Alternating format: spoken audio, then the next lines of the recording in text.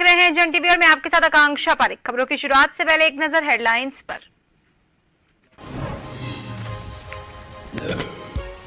Uttarakhand tunnel में vertical drilling, सेना ने संभाली कमान। रुकावट नहीं आई तो 4 दिन में मजदूरों तक पहुंचने की उम्मीद। पीएम मोदी के प्रमुख सचिव पीके मिश्रा ने लिया जायजा।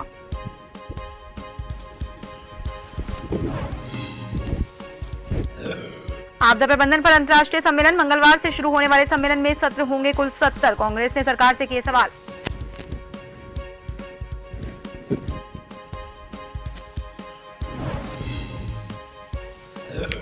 हरिद्वार के सांसद पोखरियाल का रुड़की दौरा, ढंडेरा में बूथ स्तर की बैठक का आयोजन। कार्यकर्ताओं से हुए रूबरू, कहा जल्द बाहर होंगे मजदूर।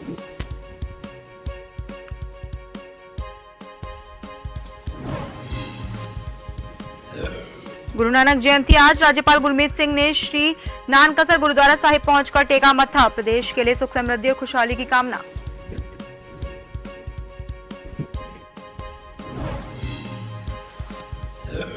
और कार्तिक पूर्णिमा आज, धर्मनगरी हरिद्वार में गंगा स्नान के लिए उमड़ा भक्तों का सैलाब। कार्तिक पूर्णिमा का बड़ा है धार्मिक महत्व।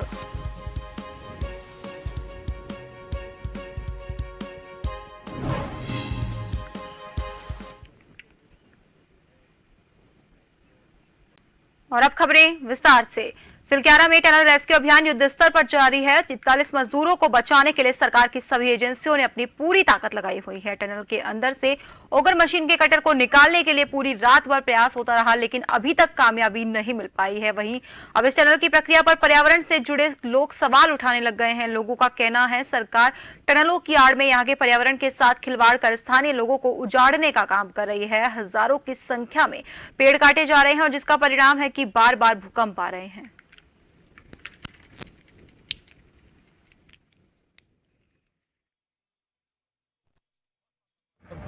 बहुत चिंताजनक है। राज्य सरकार को सिलक्यारा की घटना को देखने के बाद और पुराने अनुभव जहां पर सुरंगों के कारण लोगों की मौतें हुई, टिहरी बांध से लेकर के आज तक दर्जनों सुरंग आधारित परियोजनाएं हैं जिन पर लोगों की यही हालत हुई है। और इतना ही नहीं, पर्यावरण का बहुत बड़े पैमाने पर नुकसान हुआ है। इसलिए हम राज्य सरकार से कह रहे हैं कि सुरंग आधारित परियोजनाओं पर पुनर्विचार करने की जरूरत है।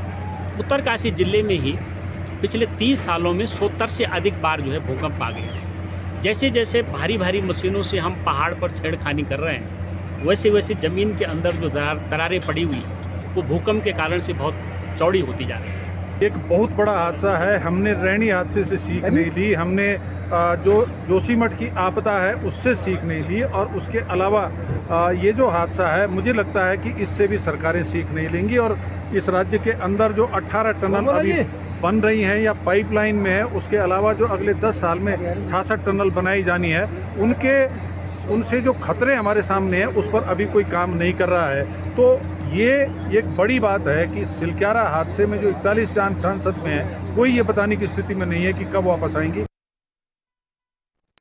सिलक्यारा सुरंग में अभी 41 मजदूरों के टनल के अंदर फंसने का आज 16वां दिन है। इन सभी दिनों में आज का दिन सबसे महत्वपूर्ण है। दरअसल टनल के मुहाने में एक तस्वीर, भोलेनाथ की तस्वीर अपनी जटा बिखेरे हुए है और टनल के अंदर को जाती एक तस्वीर दिखाई दे रही है और साक्षात दिख रही है। ऐसा नहीं है कि इस तस्वीर को यहाँ पर बनाया गया है या फिर यहाँ पर कोई बारिश की बोतलों से ये बना हो, बल्कि ये साक्षात है। मौसम साफ है और सुनहरा है और ये तस्वीर साफ तौर पर देखी जा सकती है।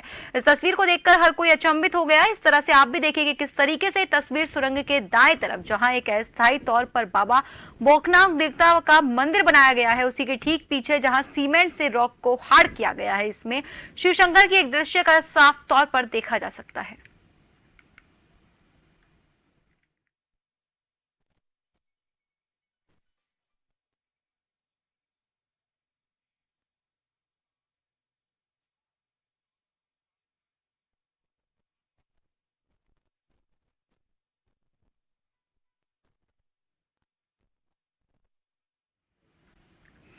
राज्यपाल लेफ्टिनेंट जनरल गुरमीत सिंह ने परिवार सहित सोमवार को गुरु पर्व के अवसर पर रायपुर रोड देहरादून स्थित श्री नानकसर सत्संग सभा गुरुद्वारा साहिब पहुंचकर मत्था टेका और कीर्तन कार्यक्रम में प्रतिभाग किया। राज्यपाल ने गुरु नानक देव जी के प्रकाश पर्व के मौके पर देश और प्रदेशवासियों के सुख समृद्धि और खुशहाली की कामना की। इस मौके पर राज्यपाल ने उत्तरकाशी के सिलक्यारा सुरंग में फंसे श्रमिकों के जल्द से जल्द सकुशल बाहर निकलने के लिए भी प्रार्थना की।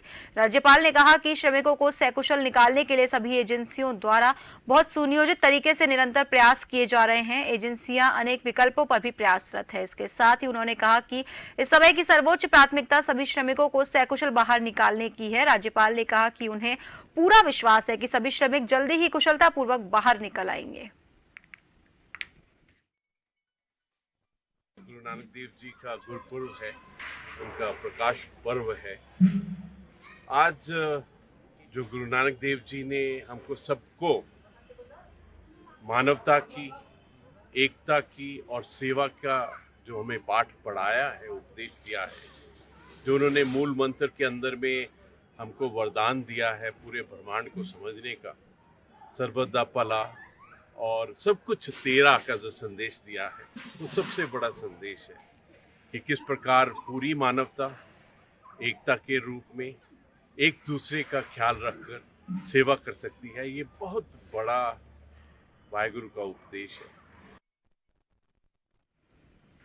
हरिद्वार के सांसद डॉक्टर रमेश पोखरियाल निशंक अब लगातार जगह जगह दौरे कर रहे हैं। वहीं इसी क्रम में वो ढंढेरा पहुंचे, जहां पर एक बूथ स्तर पर बैठक का आयोजन किया, जिसमें उन्होंने भाजपा के कार्यकर्ताओं से 2024 के चुनाव के लिए तैयार रहने के लिए कहा। इस मौके पर सांसद ने कहा कि कार्यकर्ताओं के साथ बैठक कर उनकी समस्याओं को जानकर उन्हें निर्देश दिए हैं। इसके साथ ही कहा कि टनल में फंसे मजदूरों को लेकर जल्दी ही हमें सफलता मिलने वाली है।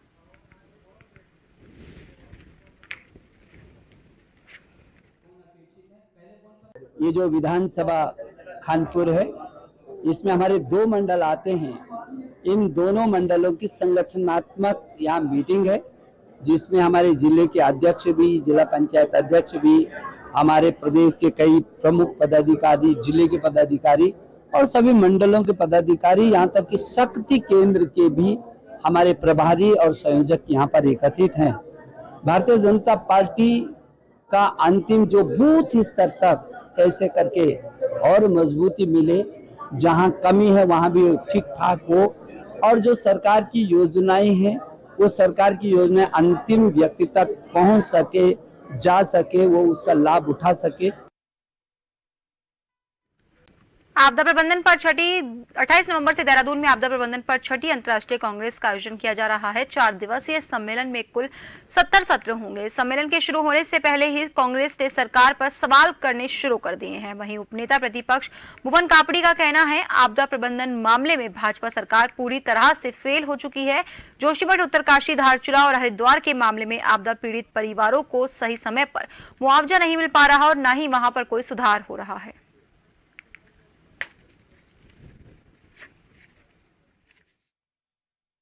देखिए, आपदा प्रबंधन के मामले में भारतीय जनता पार्टी की सरकार पिछले सालों में बिल्कुल फेल रही है। चाहे जोशीमठ का मामला हो, चाहे ये हमारा उत्तरकाशी का मामला हो टनल का, या फिर धारचूला का मामला हो, या हरिद्वार में जो आपदा आई, अभी किसानों की फसल बर्बाद हो गई थी, वो हो। कहीं पर भी आपदा से प्रभावित पीड़ित लोगों को न सही मुआवजा मिल पा रहा है, न समय के साथ वहाँ सुधार हो पा रहा है। तो साफ साफ फेलियर दिखाई दे पा रहा है। अब यहाँ पर जो आपदा प्रबंधन की अंतर्राष्ट्रीय बैठक हो रही है, तो हम स्वागत करते हैं सबका, और उनसे निवेदन करते हैं कि कम से कम हमारी राज्य सरकार को भी आपदा से कैसे निपटा जाए, कैसे ये ऑपरेशन सही समय पर जो है कि ठीक हो जाए।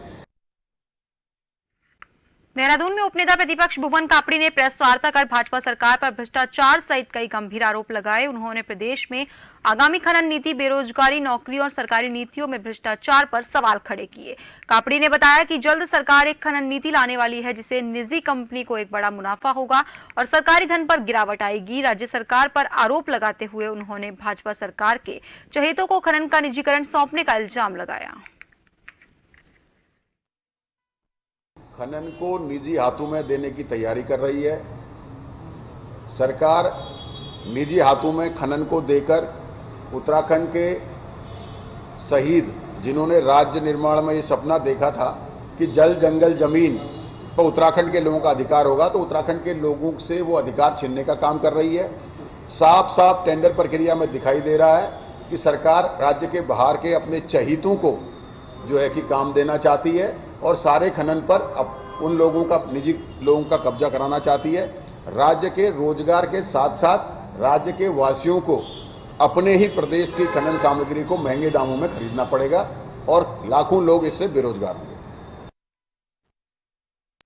कैबिनेट की मंजूरी के बाद उत्तराखंड में नई स्क्रैप पॉलिसी शुरू हो चुकी है। अपने पुराने वाहनों को स्क्रैप करने पर नए वाहनों की खरीद पर टैक्स में अब छूट मिल सकेगी। आरटीओ प्रवर्तन शैलेश तिवारी ने बताया कि फिलहाल रुड़की में 2 स्क्रैप सेंटर है जहां से गाड़ियां स्क्रैप करवाई जा सकती हैं। देहरादून में भी आवेदन आने शुरू हो चुके हैं। हालांकि देहरादून का स्क्रैप सेंटर फिलहाल निर्माणाधीन है, जिसके निर्माण का कार्य जल्द ही पूरा कर लिया जाएगा।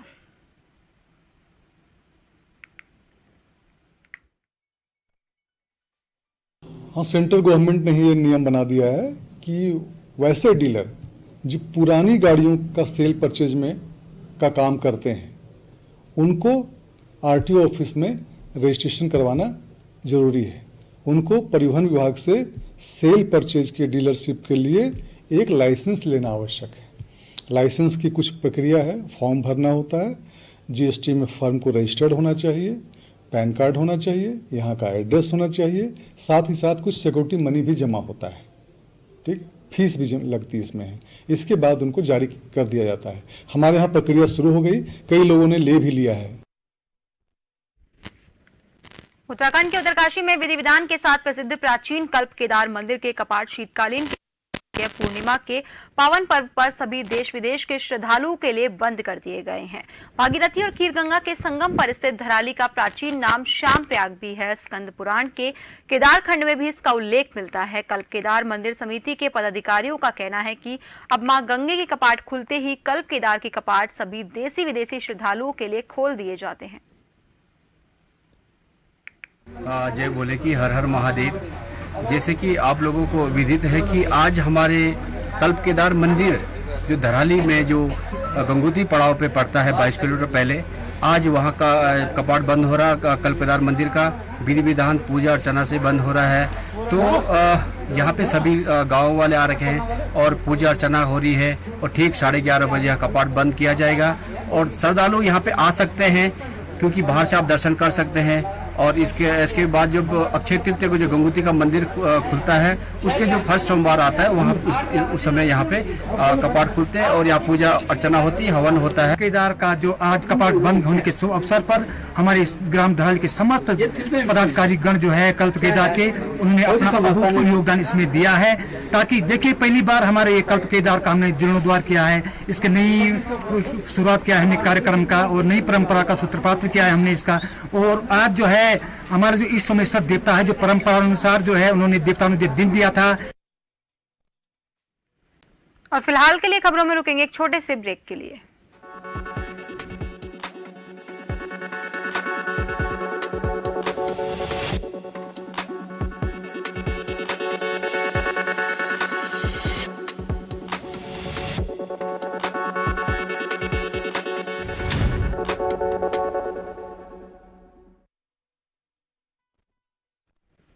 ब्रेक के बाद एक बार फिर से आप सभी का स्वागत है। बढ़ते हैं अगली खबर की ओर। मसूरी में विकसित भारत संकल्प यात्रा को लेकर मसूरी राधाकृष्ण मंदिर के सभागार में बैठक आयोजित की गई, जिसमें भाजपा विकसित भारत संकल्प यात्रा पर चर्चा की गई और कार्यकर्ताओं से आह्वान किया गया कि वो भारत संकल्प यात्रा के मसूरी पहुंचने पर घर घर तक केंद्र और राज्य सरकार की योजनाओं के बारे में जानकारी दें।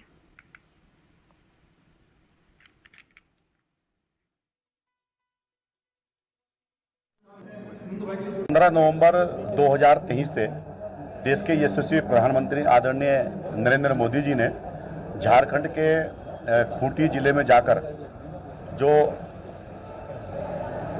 अपने बिरसा मुंडा जी जिनको भगवान का दर्जा प्राप्त है, ऐसे उनके जन्म तिथि से विकसित भारत संकल्प यात्रा का शुभारंभ किया। इस यात्रा का मुख्य उद्देश्य है जो पिछले 9.5 वर्षों में केंद्र सरकार ने आदरणीय नरेंद्र मोदी जी के नेतृत्व में जो विकास के कार्य किए गए, लोक कल्याण के काम इस देश के अंदर किए गए, उन सब को जन जन तक पहुंचाना और उसका माध्यम भारतीय जनता पार्टी का कार्यकर्ता बने, इसी विषय पर आज की मसूरी मंडल की बैठक रखी गई थी। विकसित भारत यात्रा संकल्प यात्रा का कार्यक्रम आज से हमारे शुरू हो गए हैं, जिसको लेकर मसूरी मंडल की बैठक की गई, जिसमें पूरे मसूरी मंडल में चाहे वो पंचायत हो, चाहे वो शहरी क्षेत्र हो, हर क्षेत्र से वो यात्राएं निकलनी है।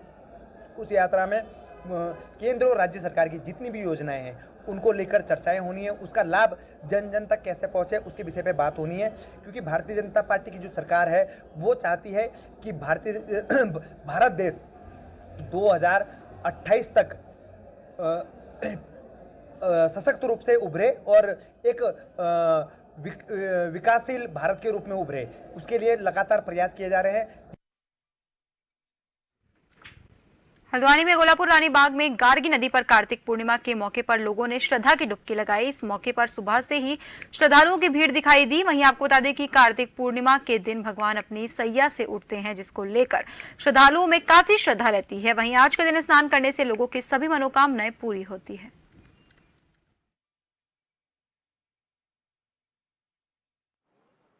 जैसे गंगा स्नान में होता है हरिद्वार में, उसी प्रकार यहाँ पर रानी बाग में माघ के महीने और चैत के महीने और ये कार्तिक के मास में यहाँ यज्ञोपवीत किया जाता है। अभी तो आज तो बहुत से कम लोग हैं, मकर संक्रांति को बहुत ज्यादा बेड़ा यहाँ पे होता है और यहाँ पे यज्ञोपवीत संस्कार किए जाते हैं। और भी यहाँ जो लोग अपने पितरों की पूजा पाठ करना चाहते हैं वो भी होते हैं, व्रतबंधी भी होते हैं और उसी प्रकार ये सदियों से चले आया है और अभी वर्तमान में होते रह रहा है। हरिद्वार में कार्तिक पूर्णिमा के मौके पर हर की पैड़ी क्षेत्र के सभी घाट श्रद्धालुओं से खचाखच भरे हुए नजर आए। गंगा घाटों पर श्रद्धालुओं की भीड़ को नियंत्रित करने के लिए पुलिस प्रशासन ने सुरक्षा और व्यवस्था को लेकर कड़े इंतजाम किए। वहीं यातायात व्यवस्था के भी चाक चौबंद इंतजाम किए गए। स्नान पर्व के दौरान आतंकी घटनाओं की रोकथाम के लिए बम निरोधक दस्ते की 2 टीम और डॉग स्क्वाड की नियुक्ति की गई।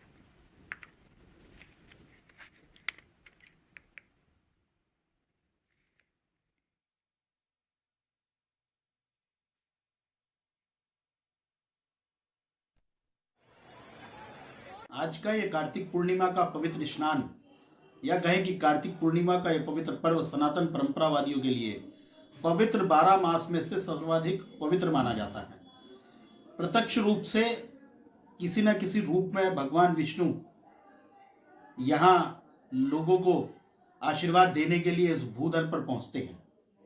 ऐसा कहा जाता है कि कार्तिक पूर्णिमा के दिन ही भगवान ने अपना मत्स्य अवतार लिया था और आज के दिन वो जल में निवास करते हैं।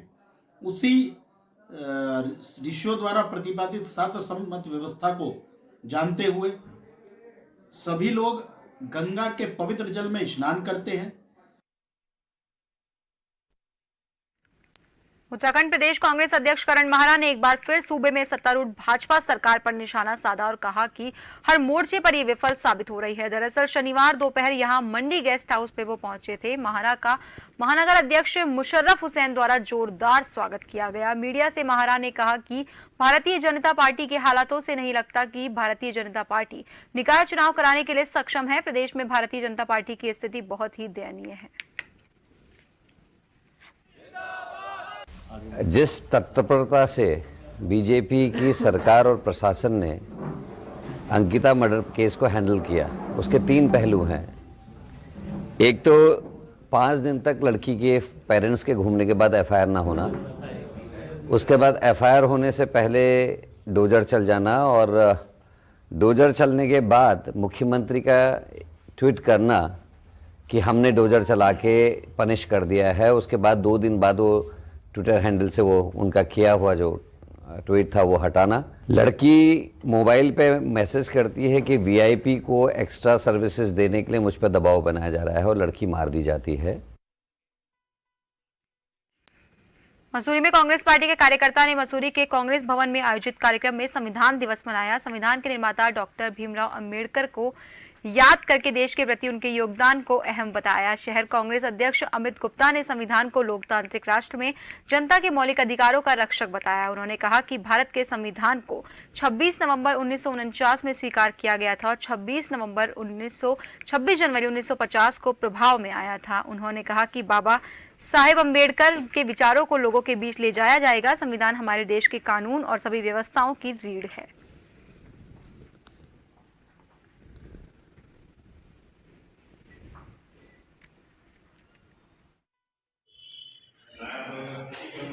संविधान दिवस जिसको सन 2015 26 नवंबर में ये कहा गया था कि इसे संविधान दिवस के रूप में मनाया जाएगा। ये इसलिए कहा गया था क्योंकि जो हमारा जो देश का संविधान है उसके बारे में लोगों को ज्ञान मिले, अनुभव मिले, गोष्ठियाँ हो, सेमिनार हो, जिससे जो वक्ता हैं वो संविधान के बारे में लोगों को बताएं कि हमारे संविधान में क्या क्या है, किस तरह के हमारे मौलिक अधिकार हैं। और जो संविधान है हमारा वो देश में सर्वोच्च है, चाहे सुप्रीम कोर्ट हो, हाई कोर्ट हो, कोई सांसद हो, नेता हो, प्रधान हो, कोई भी हो, नीचे से लेकर ऊपर तक सभी संविधान के दायरे में आते हैं और सभी को संविधान के दायरे में रहकर काम करना चाहिए।